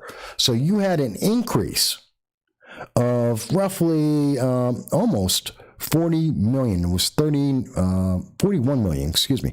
41 million people. That's the increase. $41 billion. The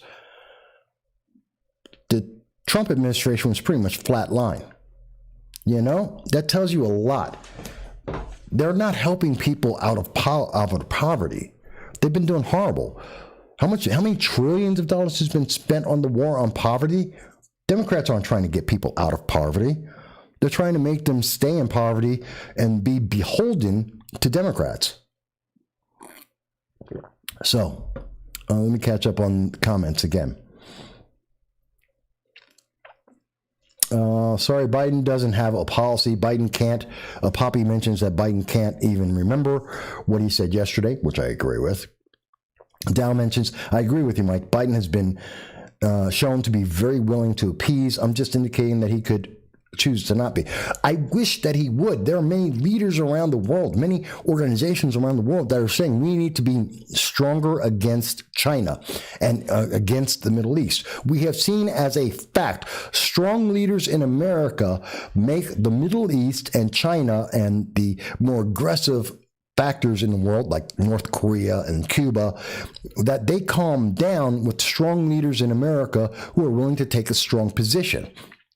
That doesn't mean that you don't bend. It doesn't mean that you don't negotiate. It doesn't mean that we have active wars running around all over the place, but it does mean they calm down when they're afraid of the American might. We are the strongest military in the world, and they have due respect for that when someone who holds that power says you can't get away with just anything you want to do.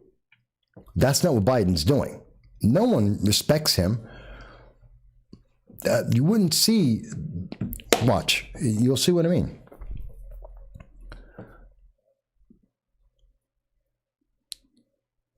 Izzy's making personal comments again. Screw him, I don't care. Poppy says Biden is nothing more than a puppet for the far left. And I agree. You're tight on being called a Proud Boy, but Enrique is a good guy. Tight?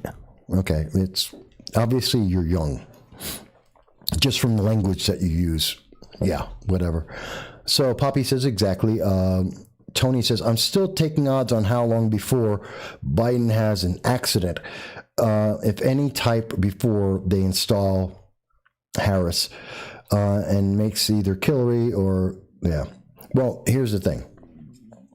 I believe that you could see at the end of the first 100 days of the Biden administration, you would see that he, due to mental instability, could have the 25th Amendment used against him per Nancy Pelosi and their revisions to it, and he'll be removed and Harris would be put in.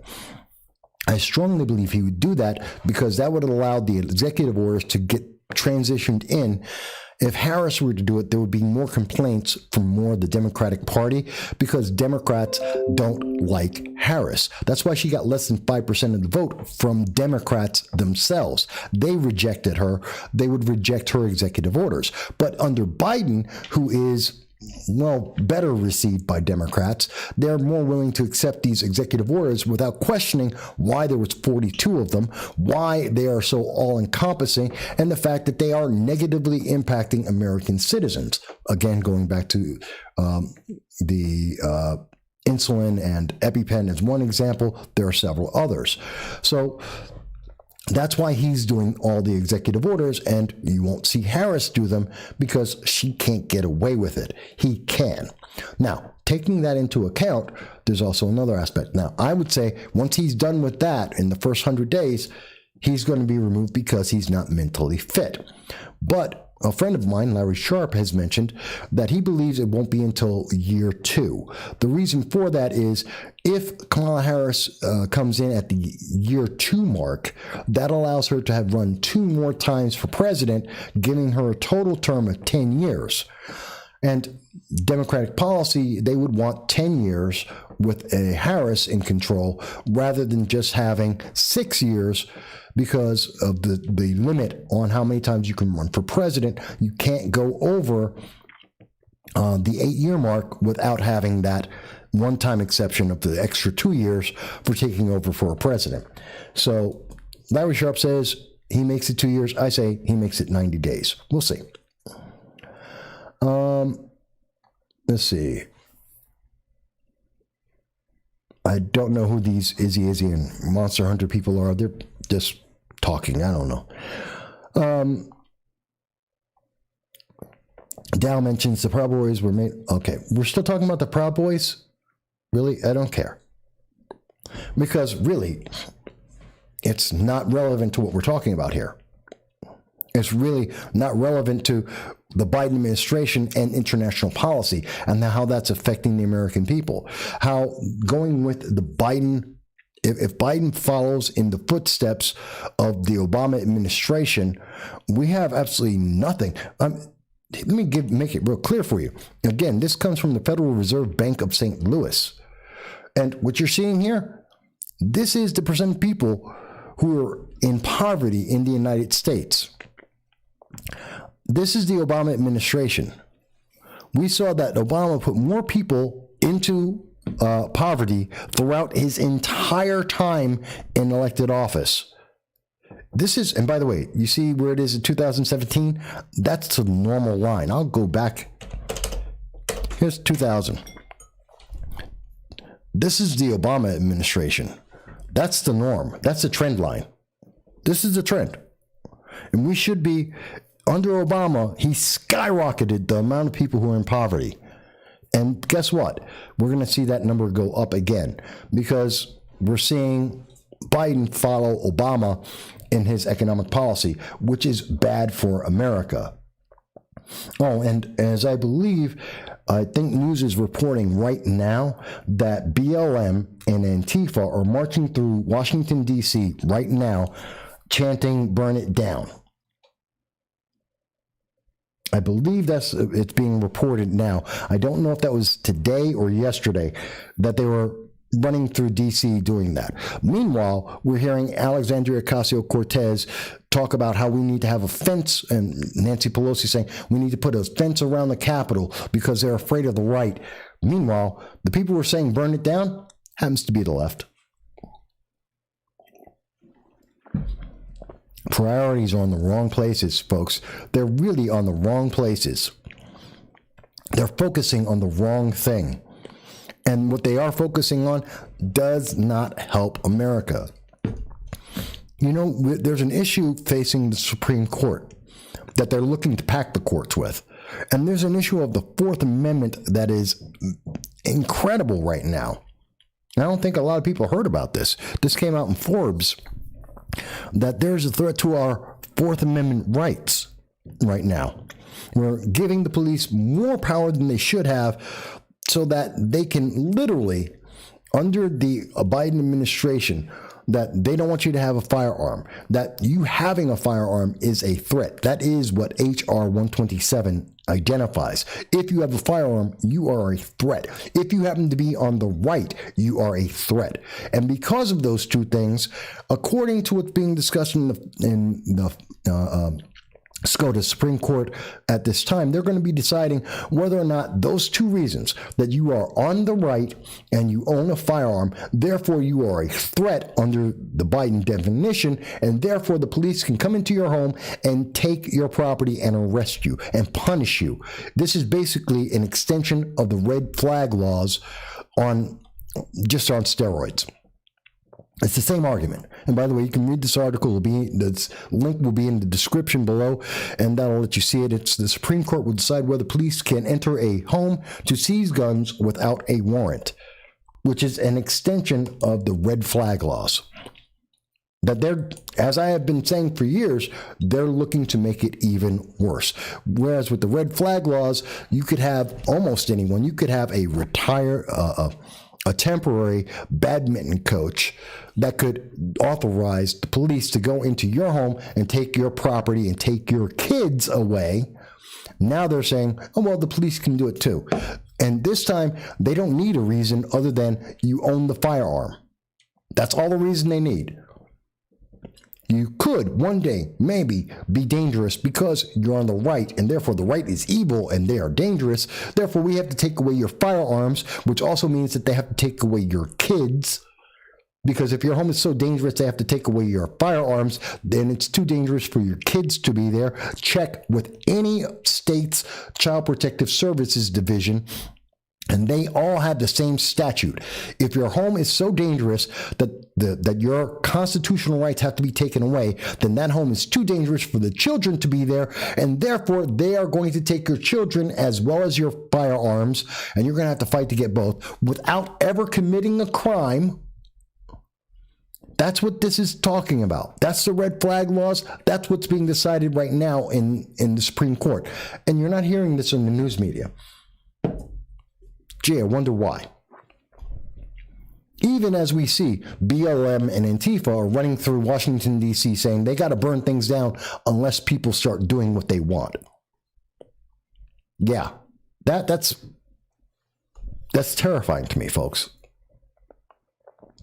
And I know that there's a delay going on right now because I'm talking about things that some of these left-leaning organizations, we're talking about YouTube, Twitter, they don't like this. So they sometimes have that. But, you know, it's interesting.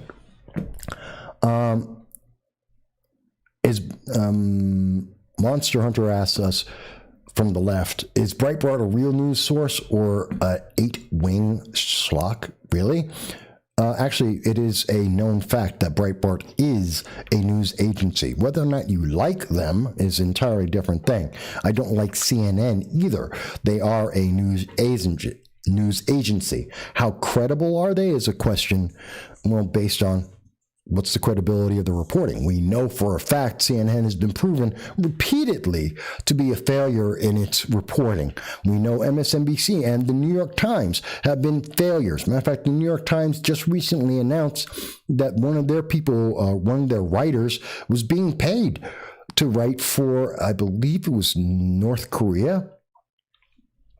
So, yeah, their bias is well known.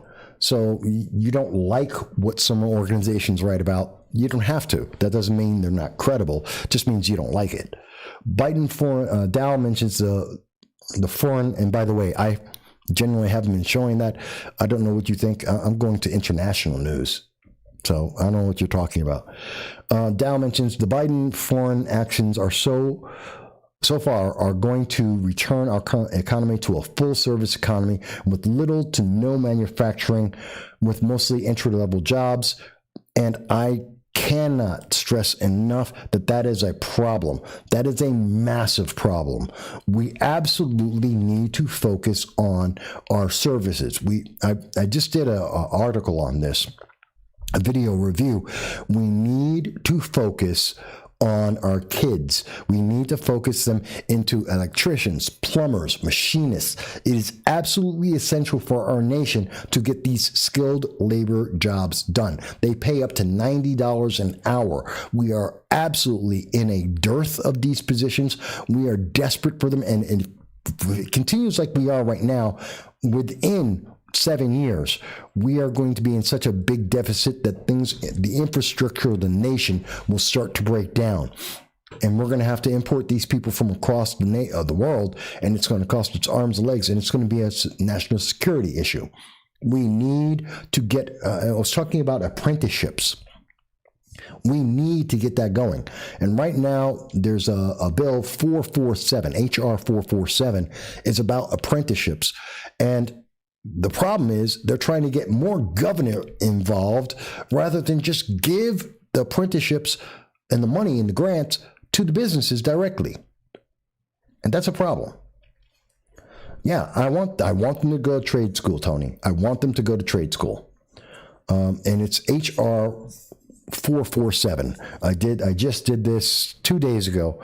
I just did a video on that, talking about why it's such an important issue and exactly what's going on in legislation.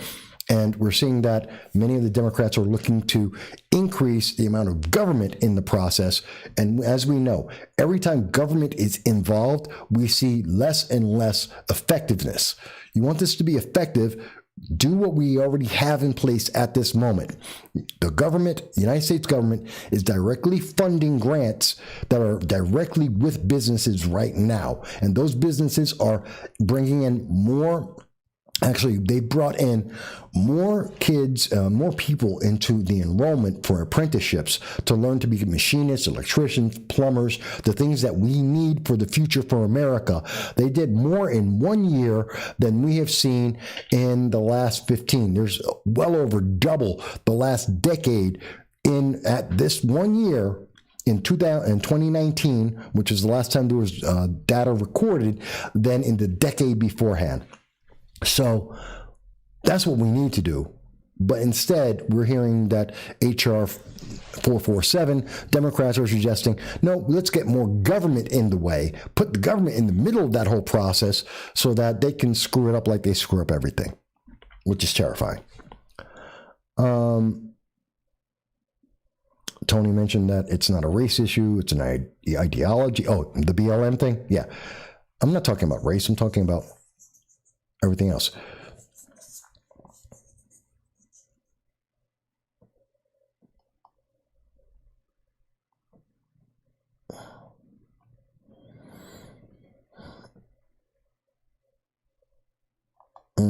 Sorry, I'm just skipping through some of the trolling that's being put onto here. Poppy mentions that it is terrifying to have one group basically blackmail the country, all while restricted from protecting themselves and their property. Yeah, it is terrifying. Tony says, screw college, go to trade school. I think we need to have more people say that. We need to hear that in our media. We heard for decades now, go to college, go to college, go to college. That's not helping anyone except the colleges. Because the more we said that, the more colleges raised their prices. Did you know that one of my associates, a friend of mine, said that the cost in colleges has gone up 30%. The number of administrators in colleges has gone up 50%. And we have more kids who have more debt than ever before for going to college. But they don't have real degrees. They can't do anything with these degrees. It's the common joke. Lesbian dance theory is a degree. It's a course. It's useless. It has no purpose in life. You can do nothing with that. It is not constructive for anything except sitting around in an academic circle and talking to other academics about it. It does nothing for anyone. You're not going to build anything. You can't build a fire with that. You can't do anything with that. But this is what kids are paying for. There are students right now who are being paid to go and make TikTok videos and to watch leftist propaganda. I know this for a fact. I've talked to several college students who are in courses right now that are supposed to be about anthropology, and they're being told, oh, go watch this TikTok and go make a TikTok video. What's that got to do with anything? How's that going to help anyone improve their life? Our focus is in the wrong places. Now, we're looking at colleges more about propaganda than we are about what's good for America and what we need. And we don't necessarily need more kids in college. We need more kids who can actually run the country, turn on the lights, turn on the water, build buildings. That's just a reality. Poppy mentions that our country cannot survive on retail and service jobs alone. Absolutely true. No country can. No country can survive on just retail and service jobs. And I know there's been TED Talks talking about, well, don't worry. One day you're just going to, it's a demand industry that you'll just call up someone and they'll drop off food for you. You won't own anything. You're just going to rent everything. You'll rent houses as you need to. You'll just buy food and clothes as you need to. None of that's going to happen unless someone can actually make sure the electricity is flowing, the water is flowing, and there are real people doing real jobs. It's a great leftist ideology, this utopia that they imagine now based off of technology that's supposed to be ultra green, but it has nothing to do with reality whatsoever. Dow mentions that trade jobs because the old masters are retiring. Yes, not enough journeymen to make up the difference. Massively not enough. It is literally, I believe, one of the top 4 issues facing America in the next decade. And I've been saying that for, it's something that's been bothering me for about 15 years now. I've been talking about it, saying we need to improve this. And as we get further down the line, more and more people and more businesses and more the news industry are talking about this, but they haven't been, but they're starting to. And that's because this is becoming more and more dire. We need to have people in those trade schools, and we need to help the kids get there. And it's not by having more government in the middle of the way. It's to help those businesses, opening up the businesses by giving the grants directly to the businesses, not to put another agency whose only job is to shuffle paperwork, because that never works. I mean, they're never going to be effective, because if they were effective, then they'd kill their own jobs. That's why you never see government be effective. If it was effective, the people who are working there would no longer have a job. So that's why government is always inefficient. Boley, hello, Boley. Less funding for that nonsense, more funding to back our brothers and sisters in the blue. I would love to see that. passing on my... Oh, Monster Hunter said that he doesn't want to trust Breitbart because I use Breitbart as a source, as many Americans and many other credible, equally credible news agencies, including the New York Times, use Breitbart as a credible news agency. Monster Hunter, here's something, and this is true for anyone out there: stop labeling things left and right. How about this? Look at the news itself. Look at the news from several sources, not one, several. Okay? Don't just look at MSNBC. Look at MSNBC, CNN, look at the Times, look at the Guardian News, the BBC. Yeah, look at Breitbart and some of the others on the right on the same issue. And then in learning all about it, and if you can, go to the original source, like someone making a speech, and listen to that, and then make a decision who's doing the best coverage of that. Then you go from there. Maybe that's the smartest way to do it, rather than say, oh, they're on the right, so I can't listen to them. They're on the left, I can't listen to them. I don't like CNN because CNN often gets it wrong because they have some of the worst reporting of the entire industry. I'm not picking on them because they're left. I'm picking on them because they're horrible. And if you notice, most of the sources I use are left-leaning. Dow mentions passing on electrician work for my kids, terrible at plumbing. You don't want them to be plumbers. You want them to be masons or electricians. I love that. But hey, those are all great jobs, and we need them. Yes, and colleges are full of communist propaganda. In fact, they're part of there is the Confucius Institute, which has been actively paying for the infiltration of communist spies into our colleges in America. That is a fact. They are currently under investigation by the FBI for that very fact.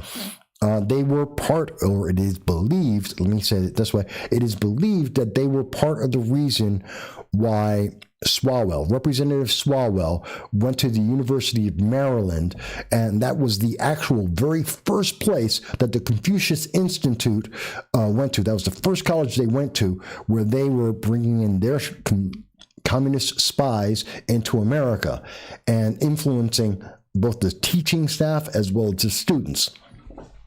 If that has something to do with the fact that Swalwell later had a bunch of communist spies working on his re-election campaign, I don't know, but there it is.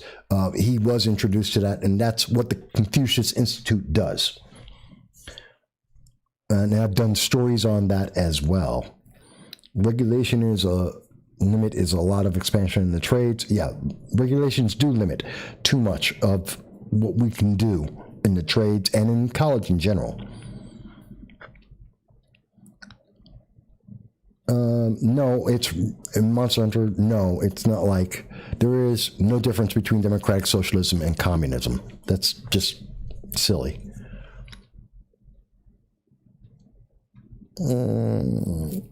Yes, Tony agrees that CNN sucks. I love it when I hear from the left. When I'm saying something and I'm giving valid reasoning, I'm getting sources on something, I'm explaining an issue from my point of view, a conclusion, when we're having this conversation back and forth, and then someone on the left just comes up and says, you're enabling extremists. It's like the guy who called me evil. You're evil. You're evil. Okay, why? How is that enabling? I have a different point of view, and we have talked about, and many people have brought up various absolute facts. It's not an opinion. We're not Alexandria Ocasio-Cortez here. It's not about our moral belief, but actual facts. We're bringing up facts and saying, based on those facts, here are the conclusions. Here are the most likely outcomes that we can see. And when we're talking about that, and someone is running rampant, just running their mouth off and saying, you're an extremist, you're an enabler, why? Why are we bad people for having a conversation just because we don't agree with what you have to say? Well, what makes you right? What makes you better? Who makes you to get to decide that? You haven't offered any kind of validation for what you believe. Oh, you're just an extremist. Really? Why? Because I believe in the Second Amendment. I believe in the First Amendment. because I happen to be a conservative, because I have conservative values, because I don't think a $27 trillion deficit is a good thing for America, and making it bigger is even worse, because I like to have the value of my dollar, hold stable for a little while, because the buying power is dropping the faster they're printing brand new money. This is a bad thing somehow, because I don't want to see communists take over the world, because I've actually lived in communist nations and I know how that is. I've watched the bread lines, literally. I've actually seen and paid people to wait for food when it shows up once a month at the store. Yeah, these are all reasons I have actually valid reasons, and that's supposed to mean I'm evil because I believe that? Come on. You gotta have a better answer than that. I hate that. It's a cop-out. It's such a cop-out. Oh, you're just evil. Oh, you're an evil, bad person. Well, I don't care about your feelings. Give me a reason. You got to have something better than that. Why am I evil? Give me a reason. Mavis says, nobody's... Monster Hunter is saying he's attacking the right. Okay. Kevin mentions, the trades are looked down upon by schools and higher education. They are. Meanwhile, as an electrician, I make more and have better insurance, benefits, and retirement than most of the workforce. Well, sure. And I believe it was earlier this week, I did an article about that when I was covering HR 447, and it's identified that there are jobs right now in the workforce where they're paying $90 an hour, literally right now, $90 an hour for a qualified electrician, plumber, machinists out there are all willing to be paid $90 an hour because there aren't enough people to do the job. They regularly, you can see in the industry, there's $65 to $75 an hour is a going rate. It is a great job, but look at everything in the news and the media, and you listen to them, and they'll tell you, oh, no, you've got to go to college. You got to go to college. Get a degree in college. For what? A degree in how you feel? About your feelings? I mean, come on. Everything doesn't run off of computers. If you can't get electricity into your house, doesn't matter how many computer degrees you have. Doesn't matter if you can program. You're not getting anything. And I agree, Poppy, nothing is ever accomplished without vigorous debate and conversation. Not in any free nation, that is true.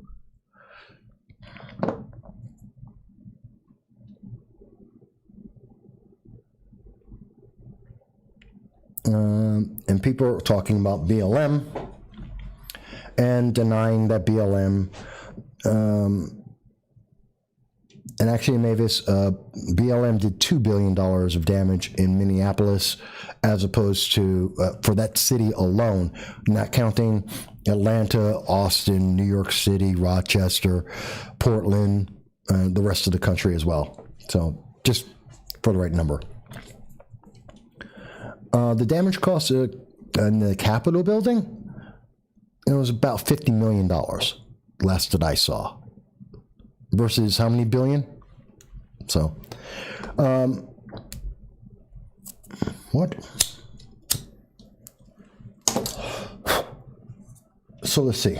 Oh, we've been going wow, 2 hours went by really fast today. I don't know. It's always interesting when I get to speak with everybody out there. Such a great audience. And I know everyone's getting ready for the Super Bowl. And I thank you all for being here with us. By the way, if you've enjoyed this, if you've enjoyed parts of this conversation, if this is something that is interesting that you like to watch, please don't forget to like and share. Please do subscribe so that you'll always be made aware whenever we're doing a live stream, which is every Sunday. Sometimes we do them beyond that. And also all of the programming that we do throughout the rest of the week leading up to a Sunday.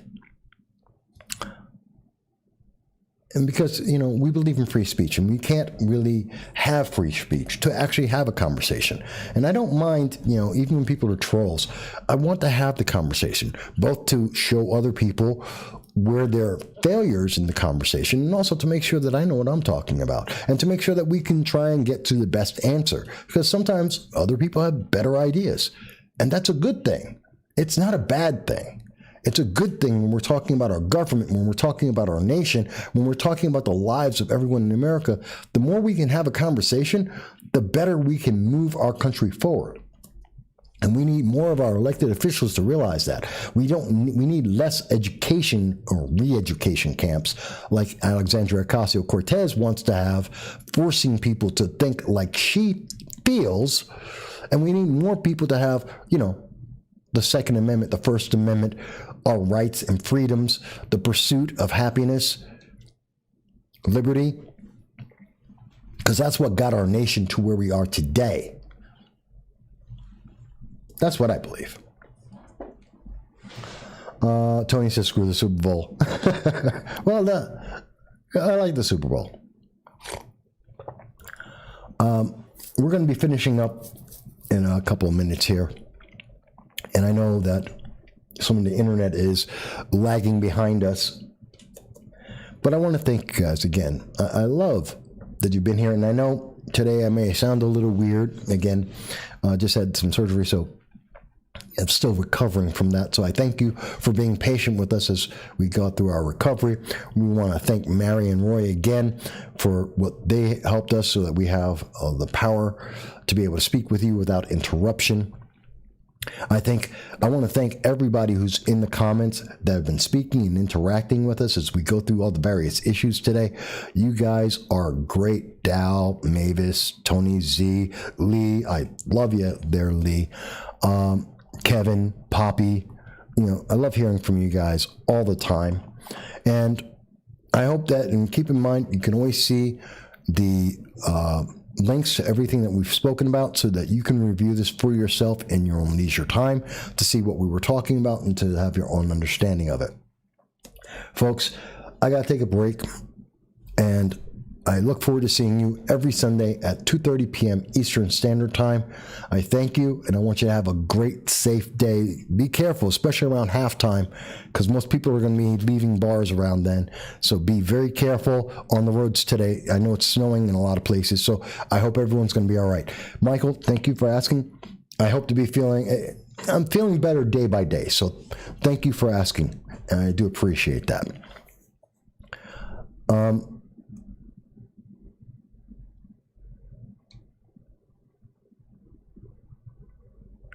What? Sorry, I'm getting distracted by a troll saying something that's not true. But okay. Anyway, guys, you have a great day. And I see you, Tony. I see your comment. And pick one of your teams. I don't really have a team in this, so Bucks is good for me as anyone else.